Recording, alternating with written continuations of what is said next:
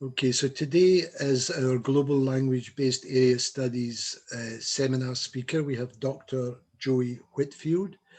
He's going to be talking for approximately half an hour on the Prisoner Publishing Project, Preliminary Outcomes, which is a project he's been working on with Dr. Lucy Bell, a senior lecturer from Surrey University.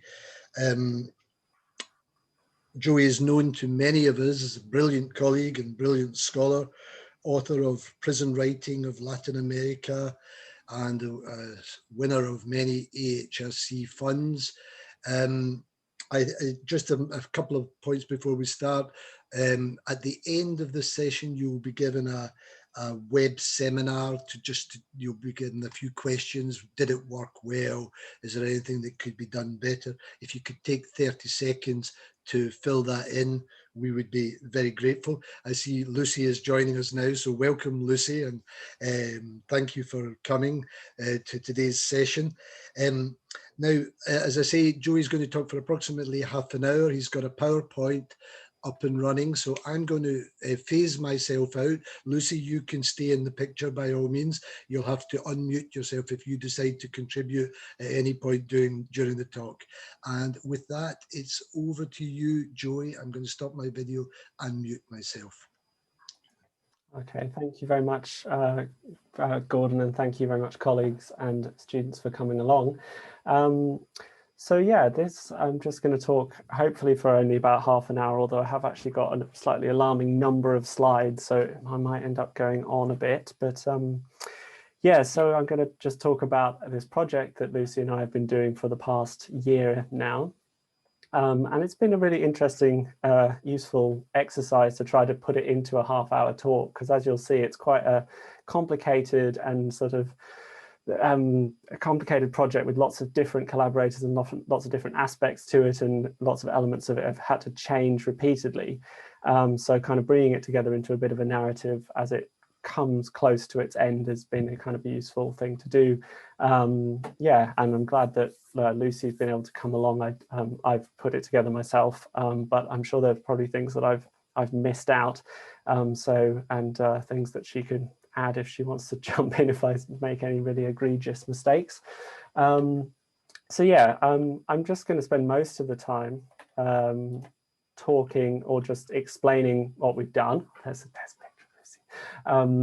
And then at the end, talk a little bit about the texts that have been produced and maybe lead on to a bit of a discussion, because as we're coming to the end of the project, we're starting to think about, you know, what kind of publications might come out of it, and it's still very much open, like where we're going to take that. So it'd be really interesting to hear people's thoughts. So yeah, I called this talk a while ago. I think I called it Preliminary Outcomes, but actually that was kind of a misleading talk because a title, because it's not really the kind of project that has kind of findings or outcomes. It's an action research project, which we've carried out with this AHRC funding, which is called Follow-on Funding for Impact. And technically, it actually follows on from Lucy Bell's previous projects on CARTONERA publishing. Although, as you'll see, it also kind of links to my previous research. And so for people who haven't heard of it, CARTONERA publishing is this phenomenon that sort of began in Latin America. And it basically consists of these small grassroots collectives who print and make their own books with individually painted cardboard covers. And it started in Argentina, this movement, back around the time of the financial crisis.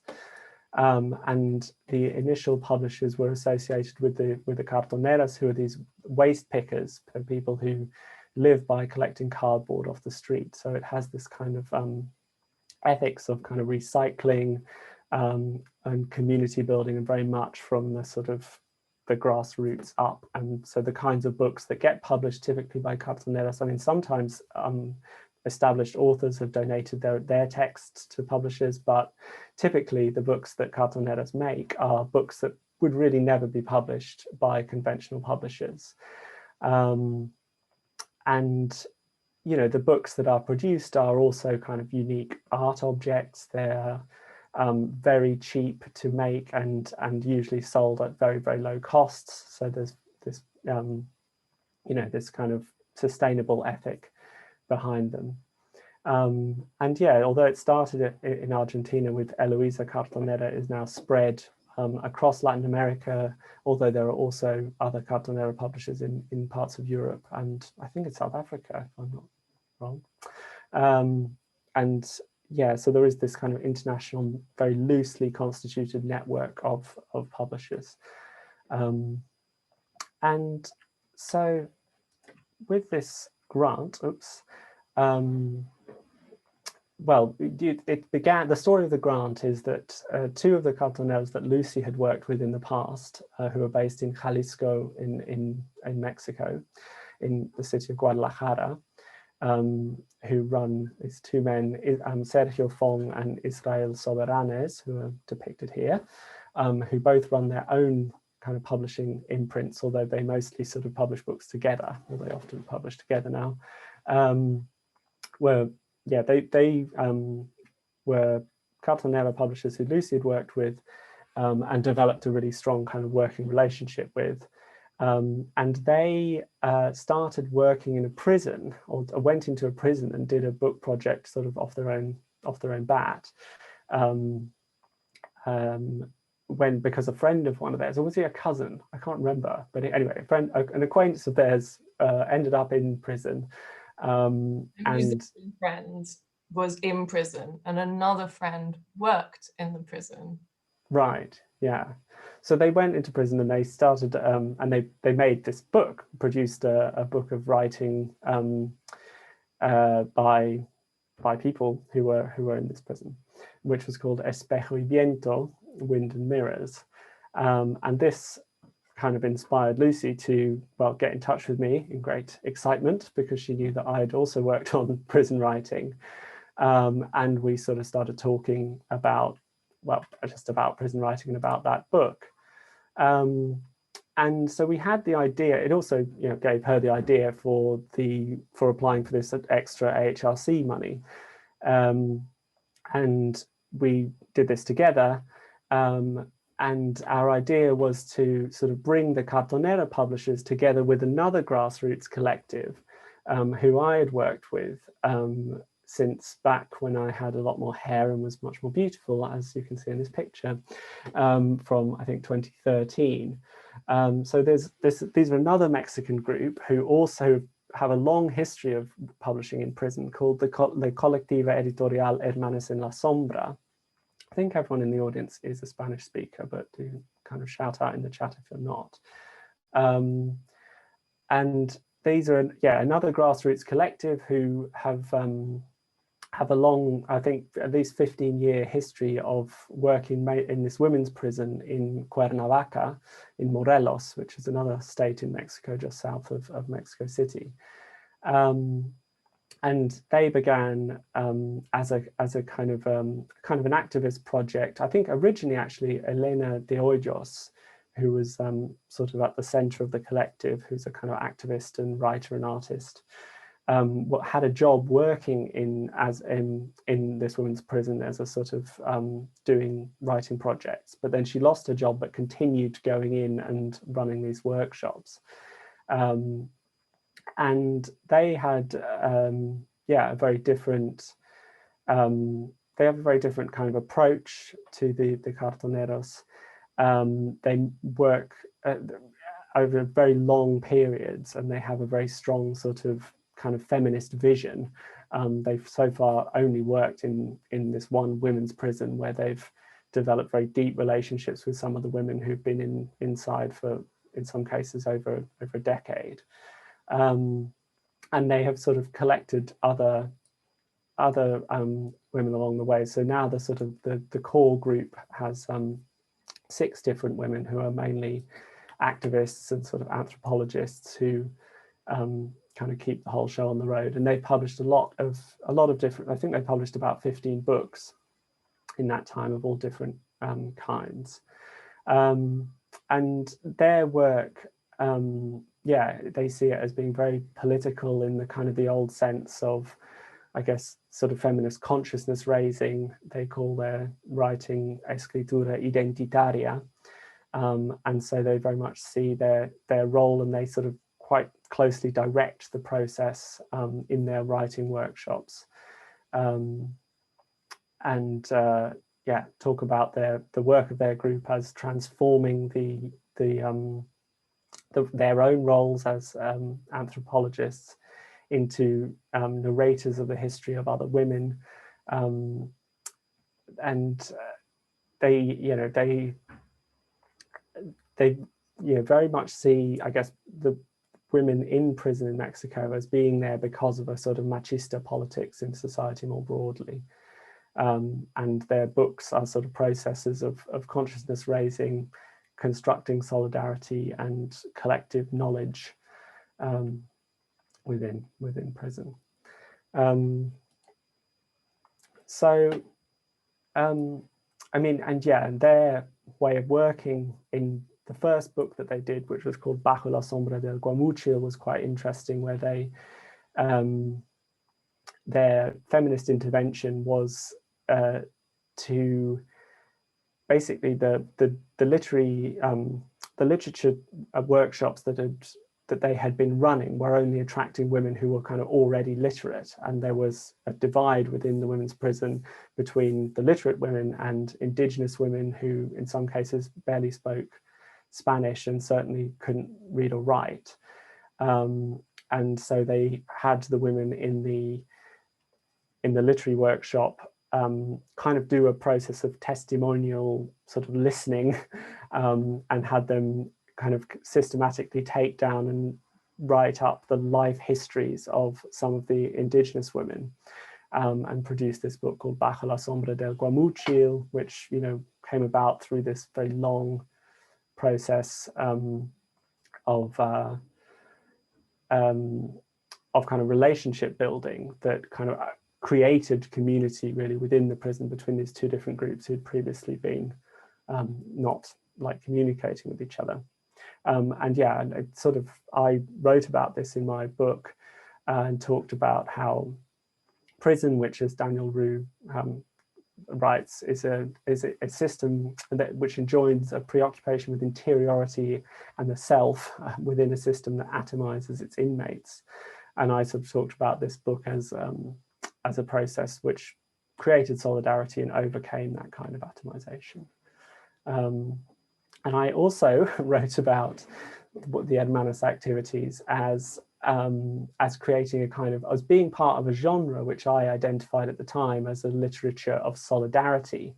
So most of my book on prison writing was about texts by, you know, fairly well established authors who wrote kind of classic, you know, single author texts, usually with a single narrative about one person's life, fictional or otherwise, a single struggle and their sort of long period in prison, sort of the kinds of autobiographical or novels, novel forms.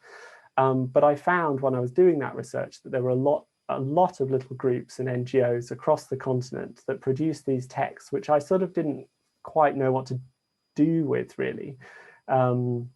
So I sort of described it and I said, you know, this literature is not widely distributed, but is found on the shelves of the NGOs, church organizations and academic institutions that helped produce it. It comprises collectively produced volumes of composed of short, sometimes fragmentary texts of different genres by diverse groups of prisoners. Like the classic text of Testimonio, these volumes tell the stories of people who would never have been able to publish without support. Often the process of production is itself a form of activism. These texts are written and published with the aim of influencing local conditions through both the content and the practice of writing. And then I went on to talk about the Hermanas en la Sombra.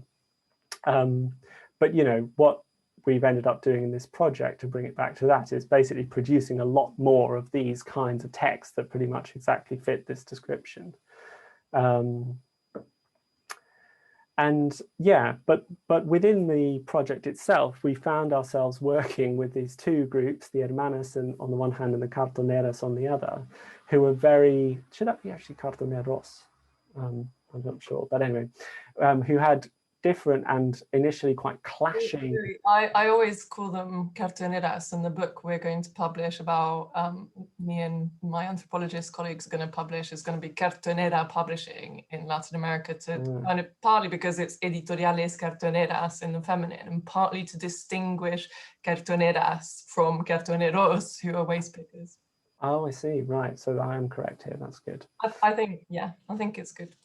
But yeah, so we had kind of two different models of collective producing these texts of solidarity. So the Hermanas on the one hand, who had this very long-term engagement, who only work with women, who are explicitly feminist, and produce these highly edited and very kind of tightly developed texts, with quite a lot of intervention on the part of the academics and anthropologists who are sort of running the workshops. And a publishing model which is quite expensive and often relies on donations, and often they themselves just say that they're very bad at selling their books, versus the cartoneras on the other hand, who have this very model with very short-term engagement in prison, where they just go in, like produce a book often in just 2 weeks, they're in and out again after only 3 or 4 actual in-person sessions. They work with pretty much anybody. They're not at all kind of, discriminating. Their politics are kind of vaguely anarchists, although over the course of this project, they've ended up collaborating a lot with the Ministry of Security, actually, and seem to have very fond relationships with them by this point. And they, publish pretty much whatever is submitted with only very light editorial input. And their model is much more kind of financially sustainable, seemingly, and they sell a lot of very cheap books and sort of have a very laissez-faire approach. And Lucy once asked them how many books they had published and whether she could see a list, and they weren't even keeping records. They had no idea. They just sort of have this endless production line of texts which they sell for very, very low prices. And I think I'll talk a little bit more about how to approach the texts later on, but now I'll go back to talking about what we actually did. So this was an AHRC impact project. And the narrative of it, therefore, had to kind of be that we were going to, have an impact thanks to the findings of our earlier research. And we were, able to build a narrative in our application, which was that this is building on, well, principally the findings of Lucy's AHRC funded research, because that was the main point. But which is broadly that Cartonera book publishing has lots of positive benefits. It's community building and so on. With my own finding, very broadly and possibly flippantly put in Prison Writing of Latin America, that prison writing is kind of a good thing overall. And so the idea of the project was we were going to do more of it. So I'd written that the writings of the Collectiva affirm the strength of solidarity and the fact that through collective action, political personhood can be created in zones of abandonment. I think our project, the proposal was also helped by the fact that we did a pilot in HMP Nottingham in 2019, where we just sort of went in and emulated what Sergio and Isra had done with their Cartonera book in Mexico. And at that point, we just kind of did it for fun, really. We didn't know that we were going to get any funding. We sort of knew we were going to try to, but we just sort of went up to Nottingham for a week and a half and did a series of workshops and published a Cartonera book at the end of it. By the way, it's quite an interesting way of describing a process that, if you remember, was kind of quite exhausting and also heart-rending and sort of a little bit traumatic. Yeah, I mean, it was. We did it, I guess maybe not for fun. I'm not sure. It wasn't actually fun. It was a very torturous, as you say, like in terms of the bureaucracy, and then actually very emotionally challenging in terms of the workshops themselves. But very, very interesting, and gave us a huge amount of insight. into the prison system, you know, which I sort of thought I knew about from doing Inside Out, but this was very different because it was a very different group of men that we ended up working with. And yeah, our pre-COVID narrative with the grant was to basically combine elements of what both the Hermanas and the Cartoneras were doing, sort of fund them to do more of it, but on a bigger scale than they'd be able to without our support. But the kind of kicker and the best bit of the sort of strongest bit of the narrative, I think, was that we were going to then have a kind of reverse knowledge transfer, and we were going to hold a series of workshops in Cardiff, which was going to be led by the Cartoneras and the Hermanas, in which we were going to invite and train a load of prison educators, so people like librarians, literacy teachers and artists in these kind of Latin American methods.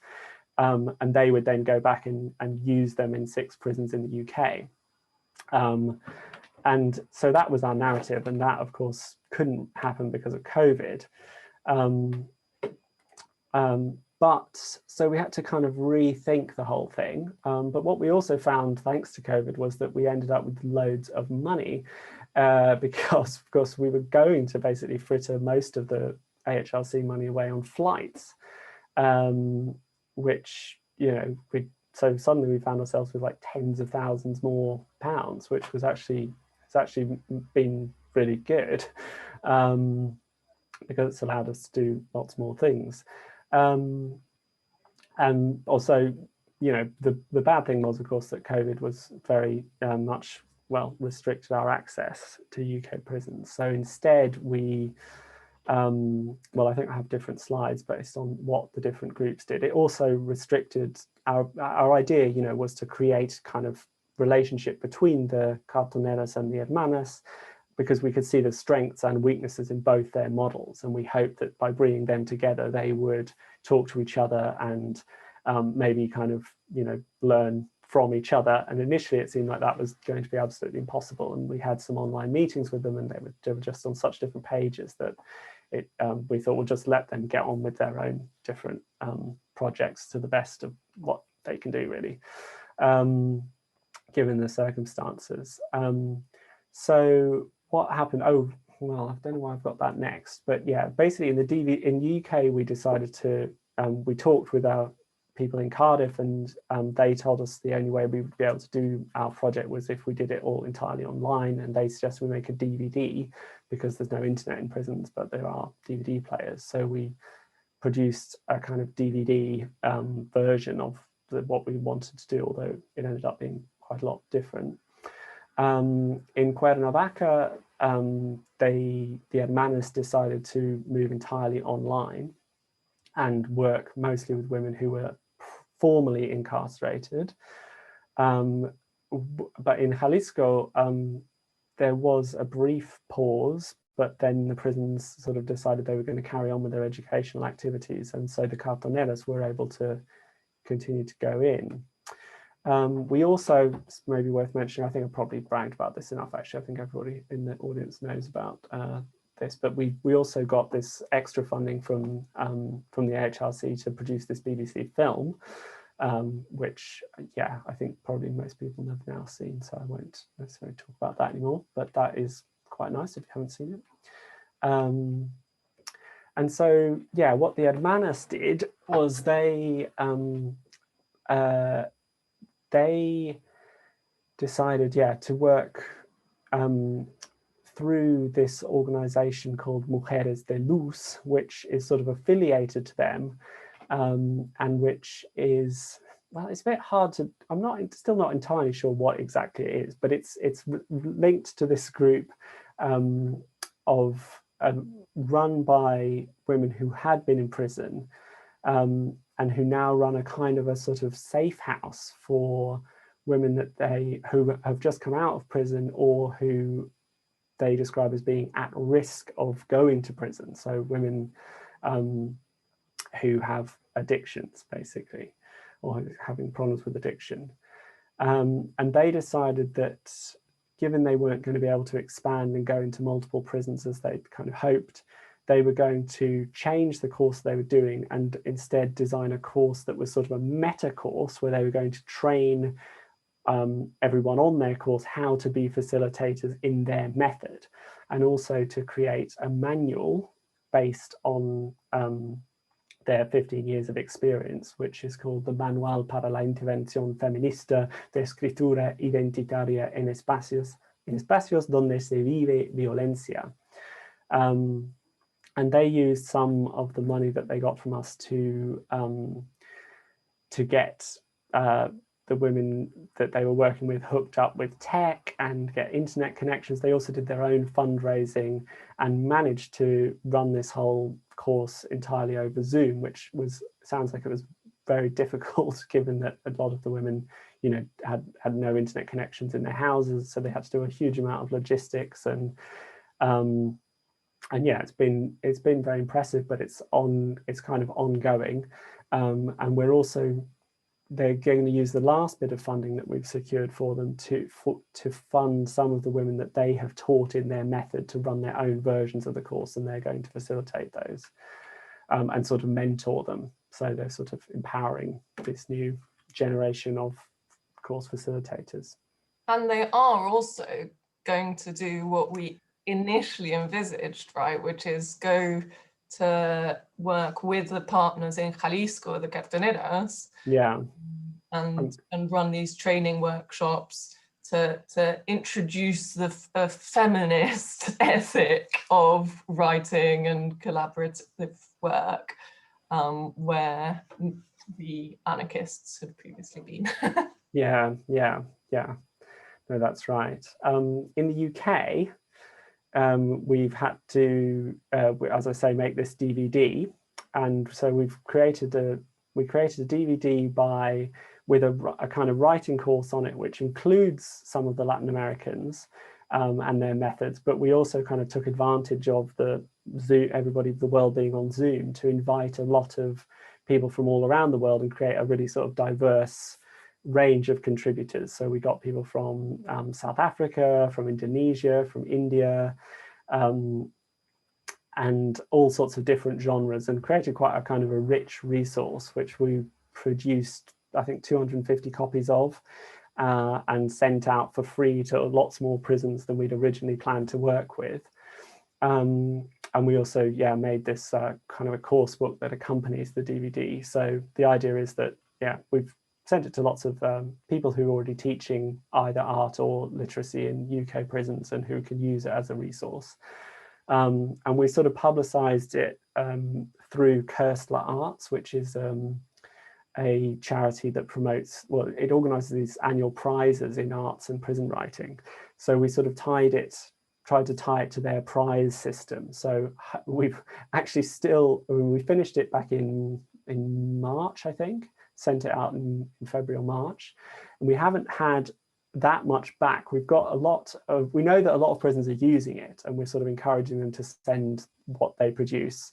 But because Cursler Arts have moved their deadline back, we hope that they're working towards the Cursler Arts deadline. But and we know, yeah, we're sort of still awaiting what comes out of it. And obviously we couldn't get any direct access. We're just relying on people sort of using it and taking it up. But so it's sort of to be continued what really kind of finally happens with that.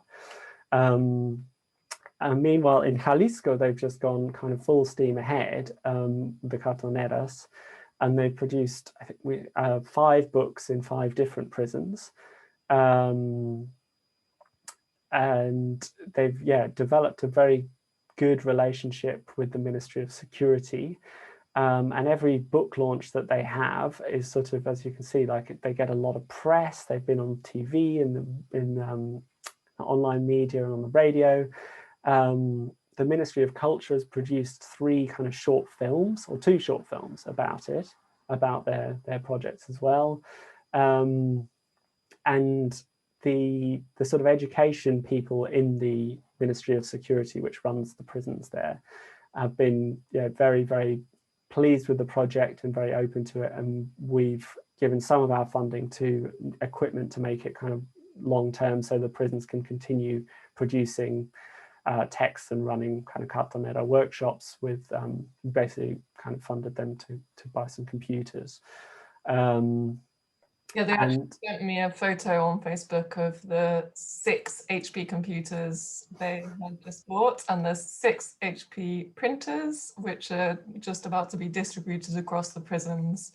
And the kind of current plan is to get both the Hermanas collectives and the Cartonera collectives to run training sessions with in-prison staff so that they can become kind of permanent workshops in the prisons, which was always the idea, but we realized that actually you needed some kind of, you needed the technology, first of all, to do the printing basically, and the page editing and all that stuff, but also you needed to equip both the prisoners who are taking part, who are there long term in some of the prisons, and also prison education staff with the sort of skills to do that. And the hermanas, the sisters in the shadows, their manual, their kind of methodology that they've produced is going to hopefully be taken up. Yeah, and they've sort of signed a kind of a contract. They sort of drew up a sort of almost like a contract with us, didn't they? That if we bought them these computers, they would sort of guarantee to continue doing the workshops. So yeah, so they've kind of invested. I think we made them sign a contract where they were sort of committed to the fact that one of their staff in each of these centros de reclusión would be working on the taller, on the Cartonera sort of workshop, half a day a week or something like that. So fingers crossed. Yeah. Interesting to see what the continuation of it is. Yeah, and I mean, it's been interesting. I'm watching the TV reports because of some of the launches, which, as you can see, are these very grand affairs. I think actually the next one, I know I'll show you. This is where's this?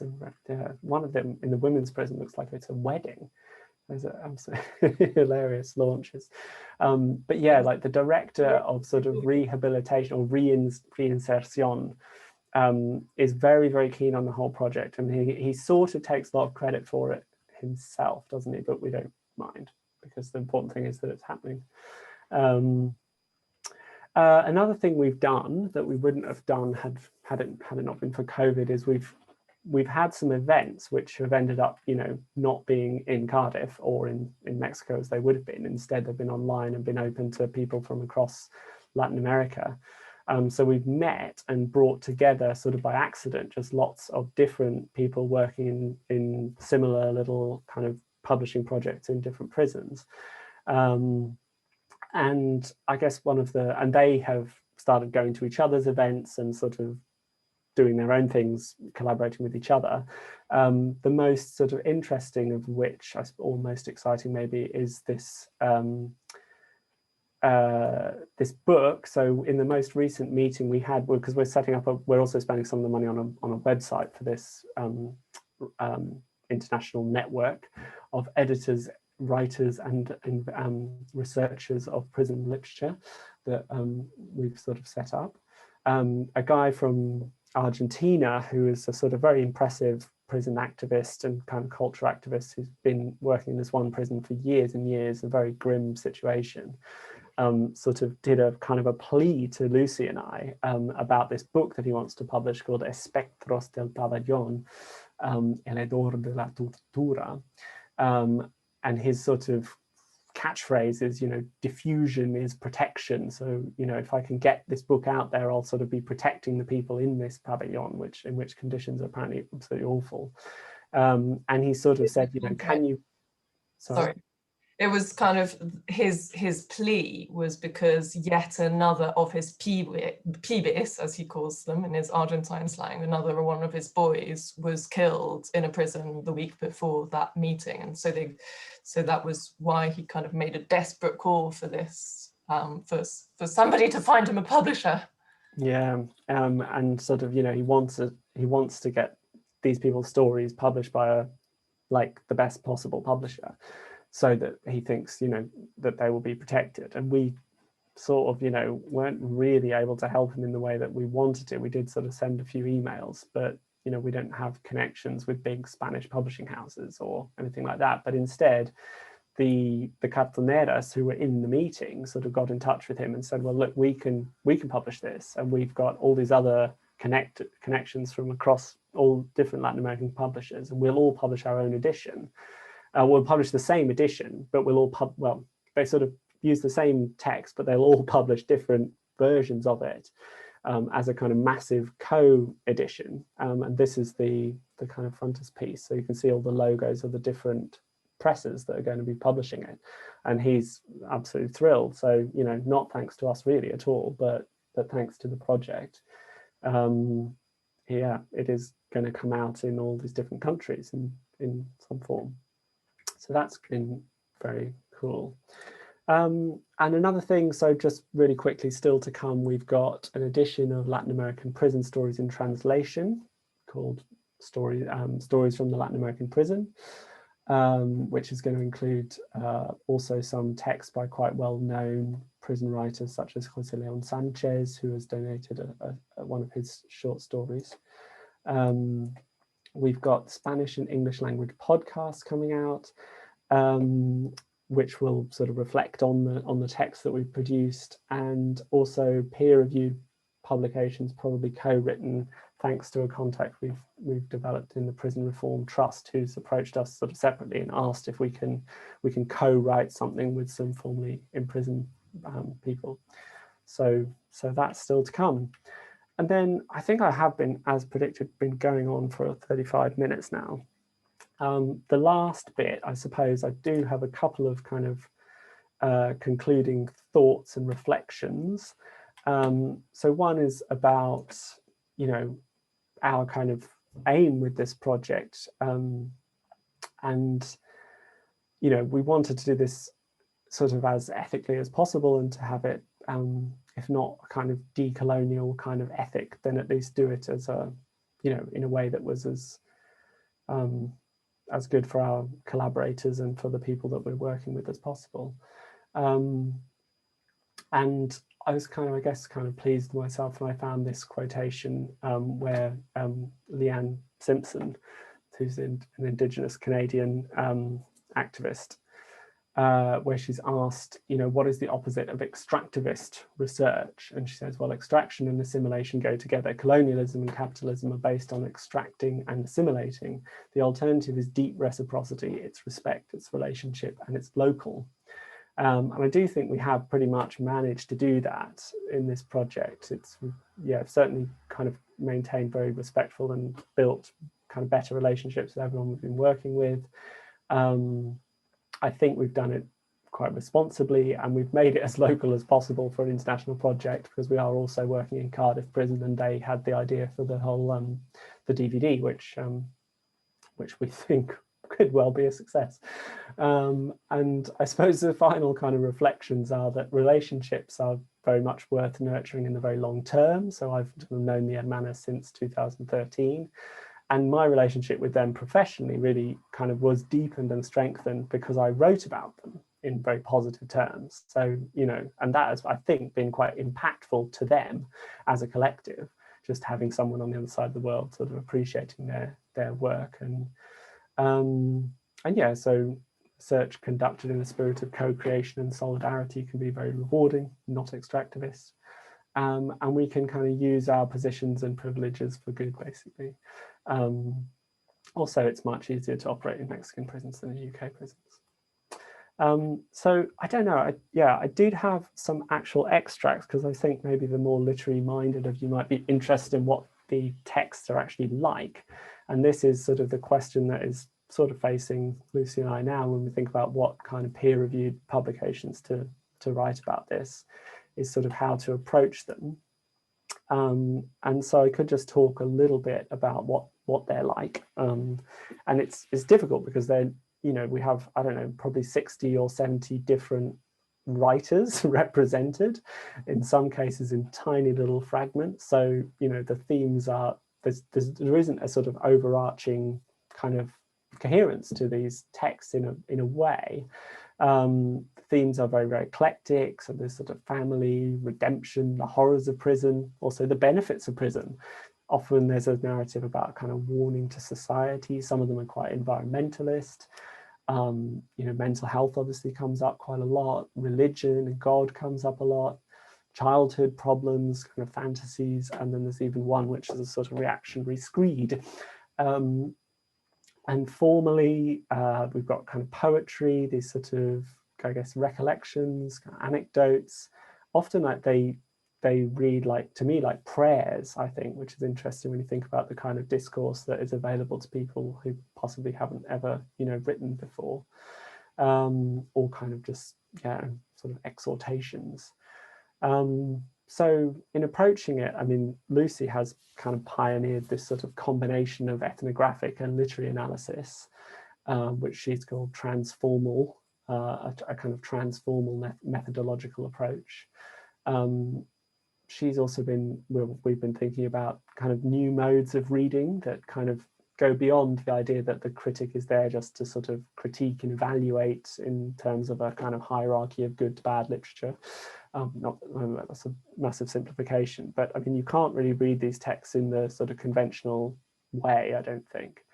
And so, yeah, Lucy put together these thoughts on deep listening, which is this sort of way of learning, working and togetherness that is informed by concepts of community and reciprocity, involves listening respectfully and responsibly, drawing on every sense and every part of our being, and also means listening to and observing oneself.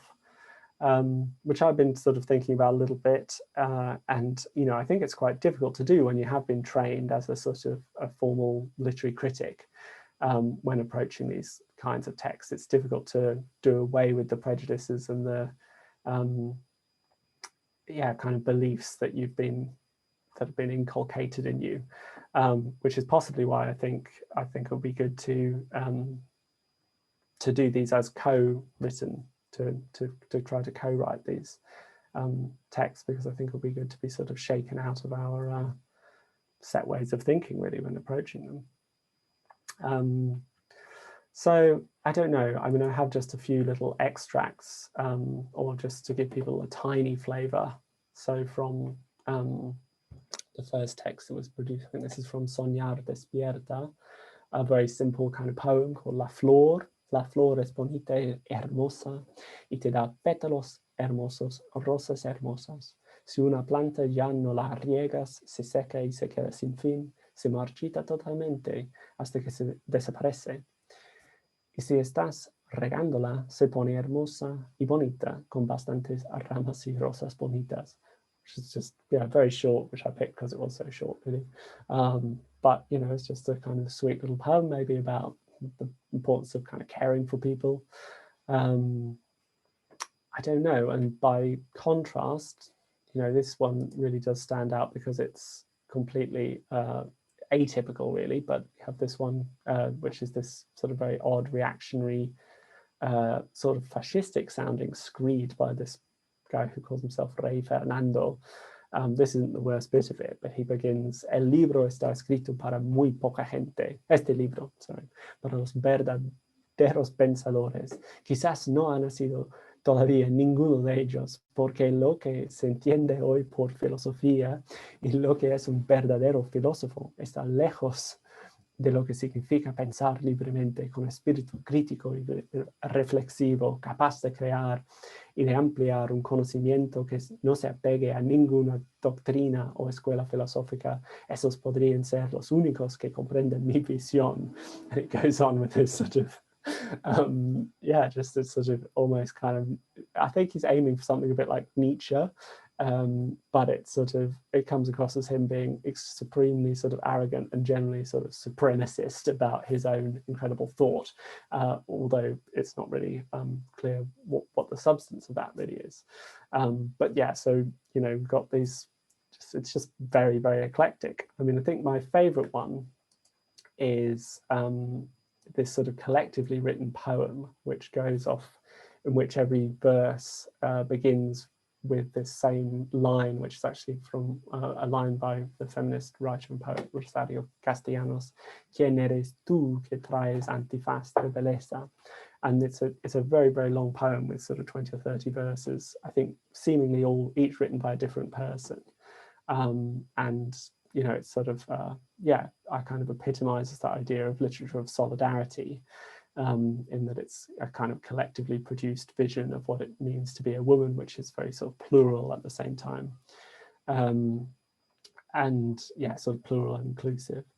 But yeah, I mean, that compared with the previous text, I mean, they're sort of poles apart, really. It's difficult to sort of say, you know, come up with a kind of overarching thesis as to what this text, this genre is like. But yeah, so I mean, that's sort of where we're at. And I don't know if Lucy has any final comments or if there are questions. Shall I come back in for 1 second, because you've stunned everybody into silence here with the excellence of this talk and the richness of it. So we're waiting for people to put questions in the chat box or the Q&A box, and I will then write them out.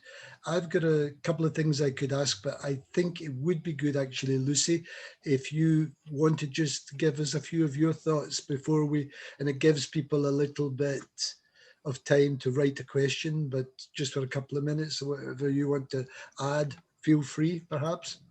Yeah, of course. Thanks, Gordon. I guess I would just add that it's been really interesting in terms of thinking about where research starts and where it ends, generally, because this, you know, as Joey was saying, is kind of a follow-on project. It's like the end of, you know, kind of Joey's 10 or 12 years working on prison literature and my 6 or 7 years working on cartoneras in one sense.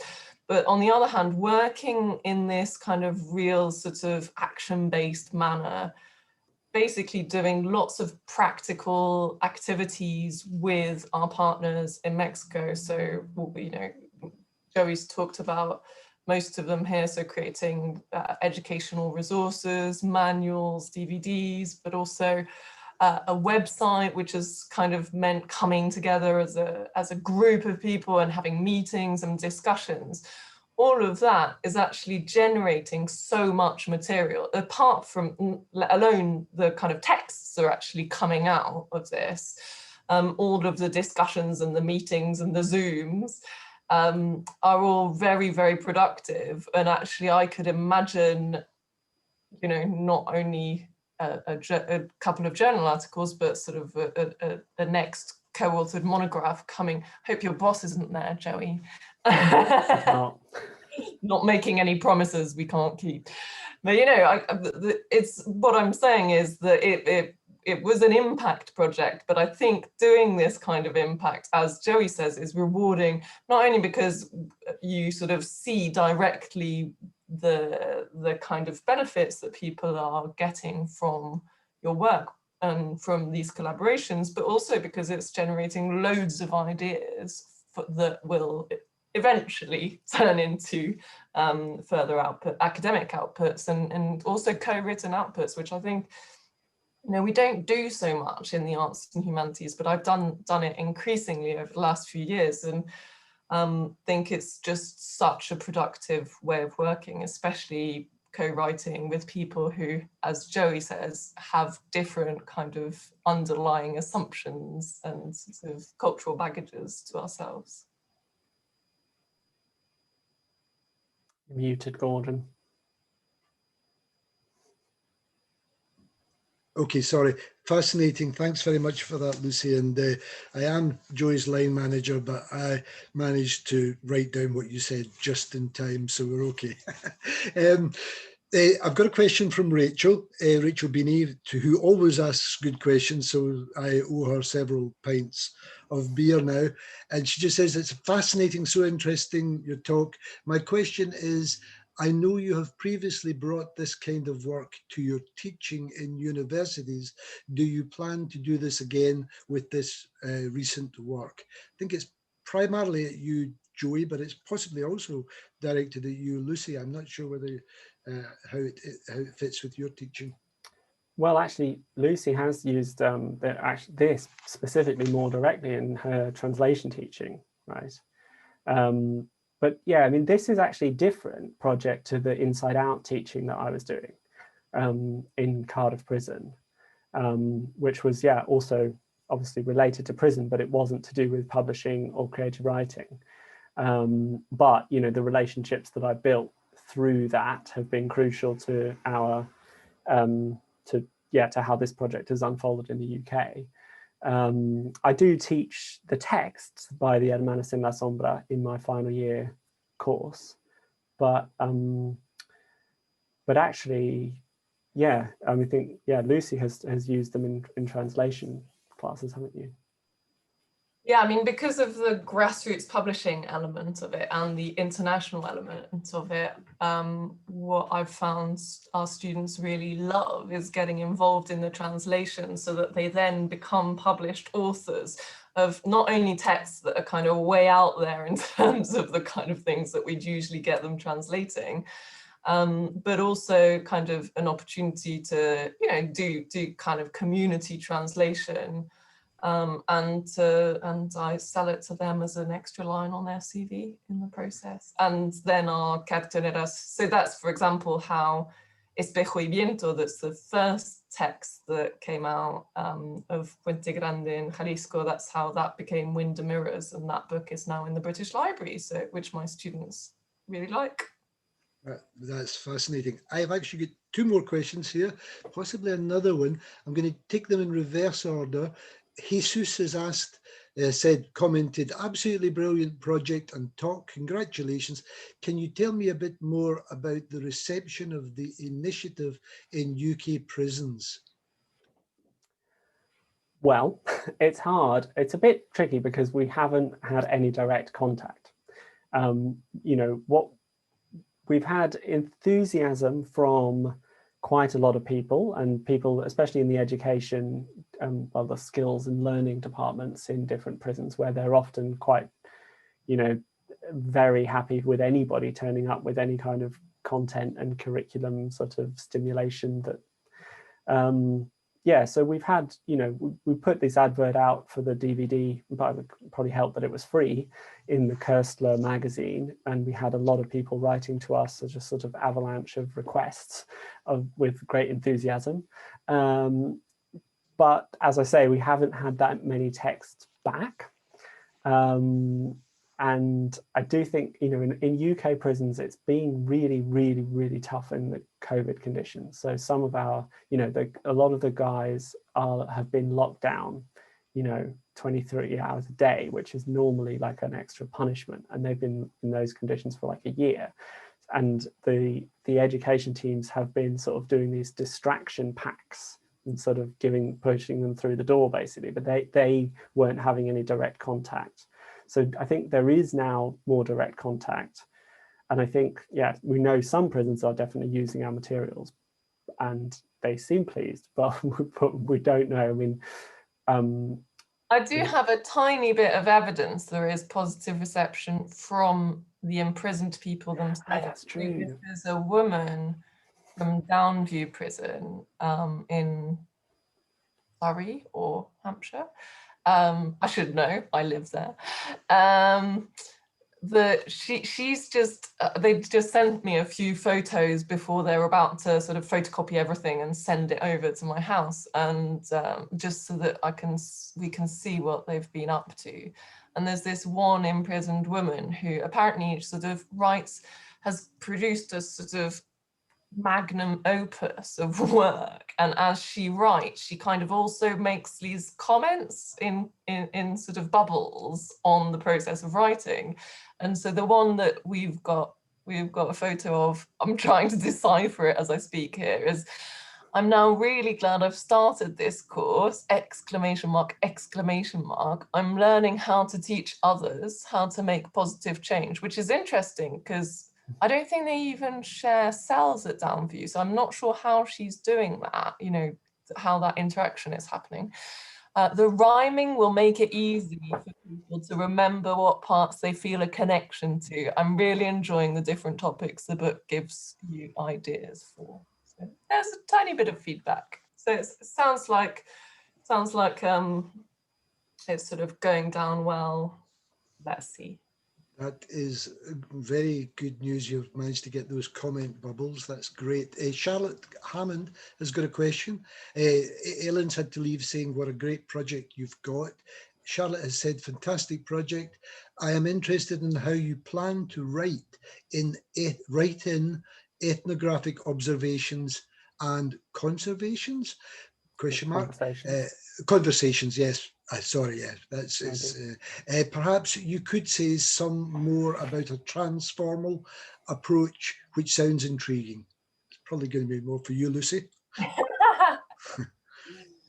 God, I was wishing Joey had written that line. It's kind of theoretically complicated, transformal, because it comes from Jacques Rancière and this American literary critic called Caroline Levine, who talks about forms. She's got a book called Forms, Rhythms, Networks, something and something, Whole and something else.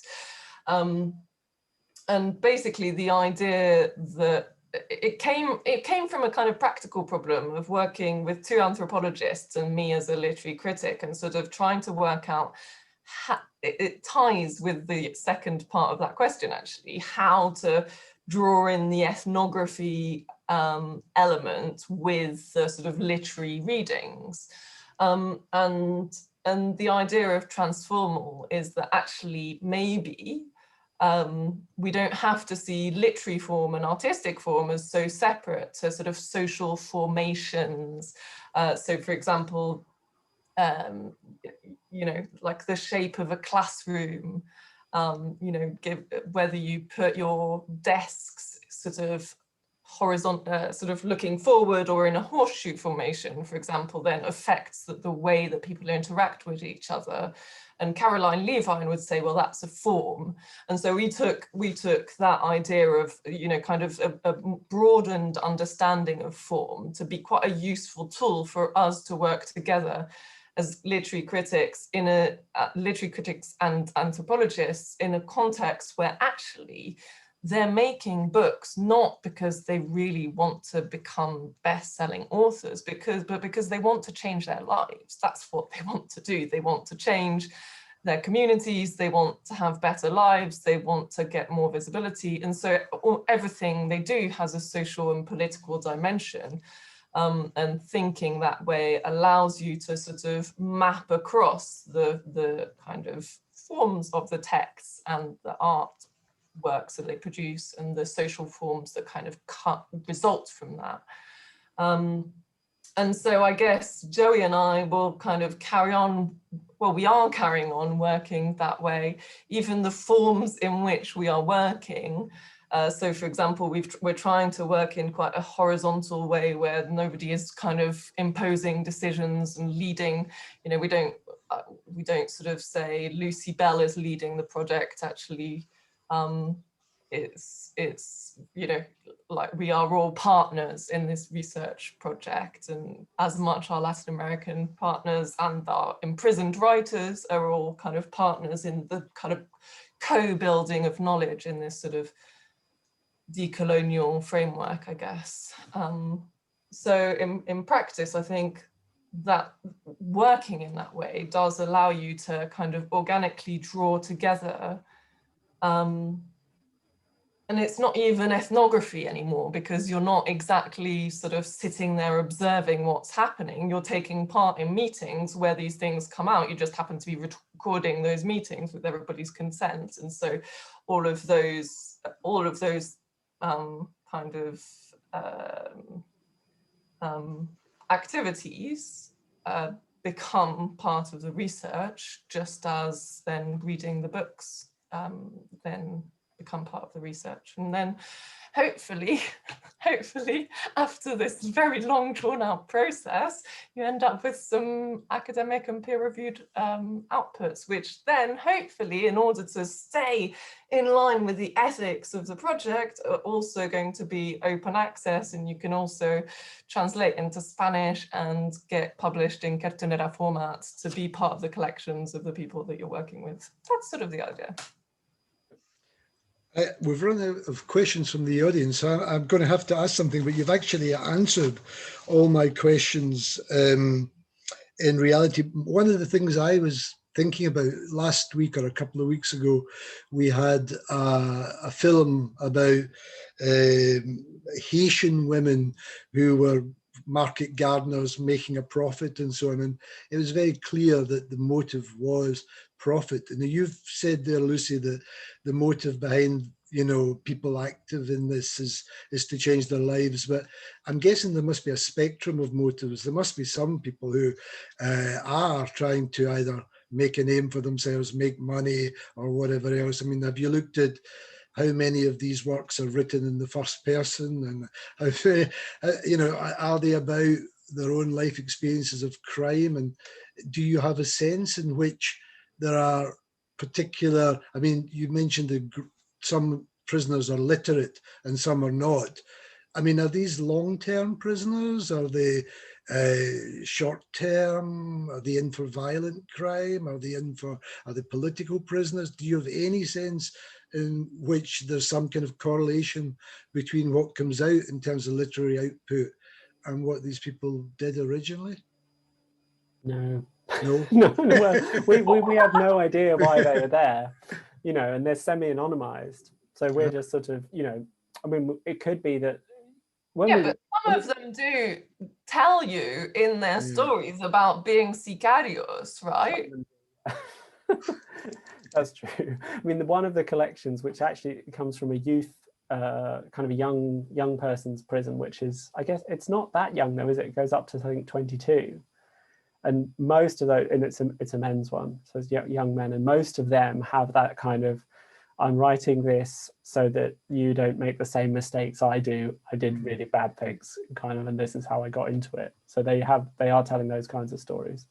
But you're right, actually, Gordon. When I think about it, there is a spectrum, because do you remember, Joey, one of Enidina, one of our actually very brilliant writers who obviously knows her own worth as a writer. She actually has sort of asked the publishers what, you know, they had to draw out contracts, because she was like, well, you know, I want to be able to publish this work because, you know, this is how I'm going to live when I'm out of prison. And, you know, and so some of them are quite interested to hear where the profits are going to go. So it would be naive to think that there wasn't that interest.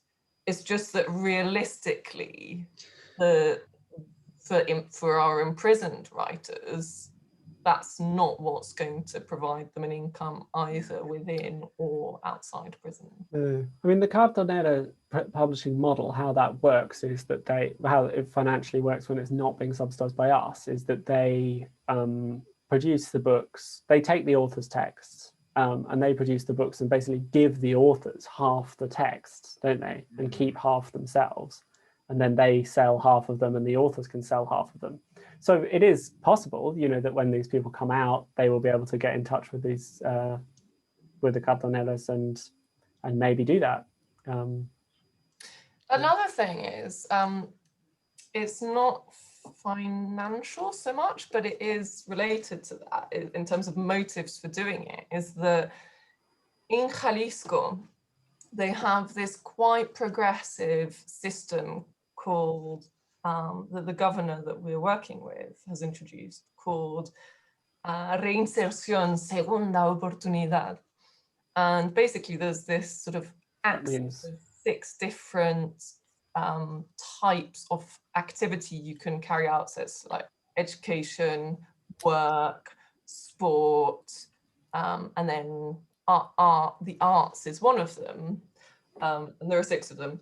And we managed to get CARTONERA onto the list of the arts type activities that they can do to earn points for preliberación, which is early release. And potentially, depending on how much they engage with these activities, they can get their sentences halved for this preliberación.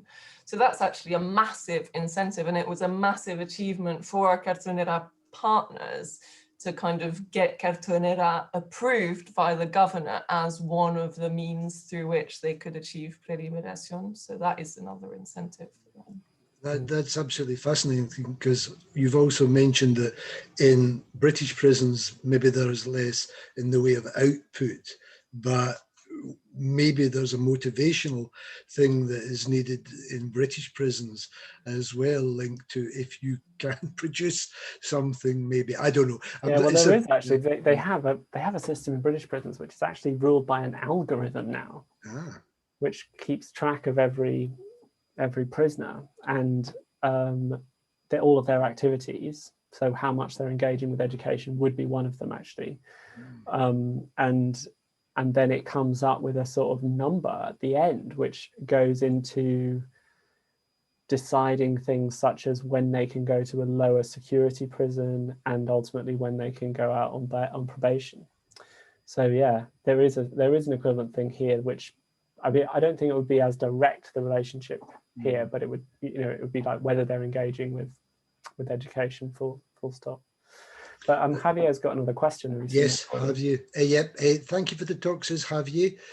Can you expand on those ways of reading text that you mentioned are difficult to avoid for someone coming from literary criticism?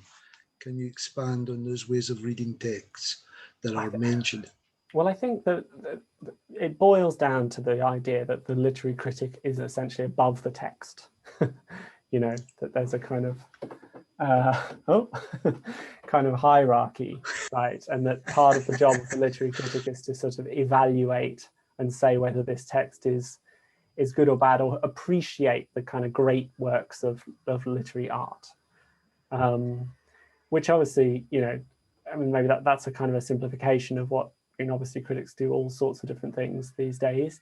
But that's what it boils down to. And I suppose an example for me would be that what I found myself doing again and again in my book on prison writing was that I came to it with a particular ideological perspective, in that I wanted the writers to be quite critical of prisons, full stop, because I had a kind of abolitionist ethic. And I found that very, very few prison writers actually had shared that, despite their writing being often very much about how bad prisons are and kind of protest literature. And I think that's actually even more the case with these texts that we're producing through this project. And quite a lot of the texts reproduce the discourse of kind of sin and redemption that is promulgated by the prison system, which I sort of on an academic and ideological level kind of disagree with. So, but you can't really come to it from that position of judging, because it kind of shuts down the debate, basically. That's kind of what it means for me. I don't know whether Lucy. I was just showing you this book because this, I mean, this is one of the kind of frameworks that I think is quite interesting at the moment, the post-critique. This is a Duke University Press book by Anker and Felsky. And I mean, there have been quite a lot of sort of turns away from critique over the last sort of decade with, who was the author that talked about, Eve Sedgwick is one of the critics who critiques critics for paranoid reading. She talks about paranoid reading as the way that we read as literary critics. It's sort of always looking for the undercurrent, sort of digging deep underneath the text for whatever it's hiding, and sort of moving away from that to there's a current of authors who talk about surface reading as opposed to deep reading. And I'd say that Caroline Levine, who I was talking about before, who develops this theory of forms, is a sort of surface reader, because she sort of maps out forms rather than kind of digging deep and doing sort of close reading, which is what most of us are trained in sort of from undergrad, right? Yeah. And close reading, often what that means is that the critic, it basically boils down to the critic knowing better than the author. Yeah. Yeah, and I remember sitting in GCSE classes in English literature, which I always loved, but with students, friends who hated English lit, and we're always like, but bet the author didn't mean that. I bet the author didn't. I just remember lots of my fellow students back then, like a million years ago, being really frustrated by this idea of close reading, where we'd sort of uncover something. And so I guess that way of reading becomes quite problematic when you're reading, sort of ethically and politically problematic when you're reading text written by imprisoned people about prison, which they really are the specialists on, right? Like, we cannot claim to know more about that and the sort of feelings that that entails than the people who are writing about it. What the Hermanas en la Sombra have this concept of re-educating society. We're not re-educating, we don't go into prisons to re-educate these imprisoned women. They're not the problem. It's society that's the problem. We take these texts out and try to re-educate society, because society needs to learn what it's doing to these women. It's that sort of idea. And so in the framework of that, I guess, you sort of have to interrogate the way that you read these texts. I think a lot of people have had to go to another meeting by the looks of it. We've got 2 or 3 people left. Does anybody want to ask a question? Tillman, Judy, Javier? You can talk or you can write your question. I suppose the only thing I'm thinking about is there's obviously an impact case study in what you've done and the sheer volume of work and sheer range of links that you've developed and so on, but what is the impact in your view? I don't actually think that would be too hard to prove. I think the impact would be on prison education curriculums. And if we can maintain now all of the contacts and kind of keep track of what's happening in the British prisons, which is what is difficult really, because we've just sort of fired all this stuff out into the emptiness in a way. And there isn't the sort of centralized oversight of what we're doing that there is in Jalisco. But certainly in Jalisco, I mean, we could, you know, if they do stick to their contract, which I think they probably will, we will have had a serious and quite measurable impact on their curriculum. And you know, as I understand it, it's that kind of sort of having higher up people say you've changed this whole thing about this whole system is a better kind of impact than lots of individuals saying, oh, you know, I took part in this workshop and I felt better afterwards, if you know what I mean. Although I don't know, I mean, you can go either way with an impact case study, can't you? You can sort of hone in on one thing in particular, which is sort of what you're talking about, or you can have different strands. So for the CARTONERA project, which I did do an impact case study for, I went for the kind of, because a bit like this project, it had just so many different elements, loads of people, different countries, loads of different activities. And so I think I divided it into 3 different strands, and it was like, you know, so some of it was about the kind of structural changes. Some of it was about the kind of big public events. So that's not so much the case in this project, but so the exhibitions and the festivals. And then some of it was about the kind of individual people and how it had transformed their lives, because actually, I think for impact, actually having a few good, solid stories about, well, time will tell, read my particular impact case study. But I've read very successful impact case studies that don't necessarily impact whole systems or huge numbers of people, but they kind of have a deep impact on people. And that's, I think, cool. Probably, a few prisoners could end up, especially in Jalisco, where it's, you know, potentially going to be something they're part of regularly for a long time, could really have a sort of deep impact on their lives.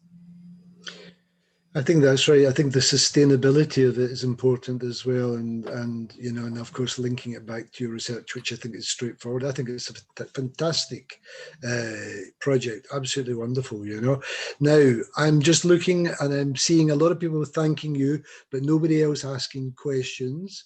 So I think we can probably call it a day. It's we've got an extra few minutes, but we'd built in some extra time just in case. So it just remains for me to say a huge thank you to you, Joey, and to you, Lucy. Great talk, really, really good talk, you know. And well, thanks for coming in at the last minute. yeah, Lucy, thanks very much. You know, that was great, and it was great to get you know, some additional insights from you. And you're obviously working together so well on this project. It's a model as well, and how to do a research project together, because it's not easy collaborating. Joey is a model collaborator. He's awesome. I just call him up in a panic and he sorts me out. That's good. That's good. Well, I'll remember that. I'll be calling you up in a panic fairly soon, Joey. Okay. Well, thank you so much. I'm going to stop the recording now, and I'm very grateful to everybody for a great talk. Thanks very much. Thanks. Okay. Thank you very much, Gordon. Right, okay. Yes. I need to stop recording. That's it there. Stop the recording. Yes.